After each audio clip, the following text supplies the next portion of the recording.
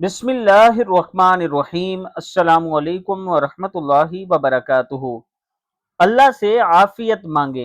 نبی کریم صلی اللہ علیہ وآلہ وسلم نے ارشاد فرمایا، اللہ پاک سے معافی اور عافیت مانگو، کیونکہ ایمان اور یقین کے بعد بندے کو عافیت سے بہتر کوئی چیز نہیں دی گئی۔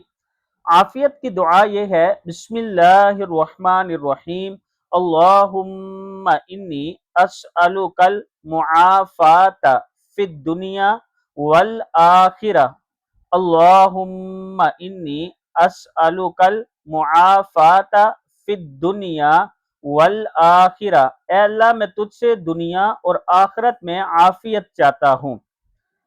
اللہ پاک کے حضور دعا کریں کہ اللہ تعالی ہمیں دنیا اور آخرت میں عافیت عطا فرمائے۔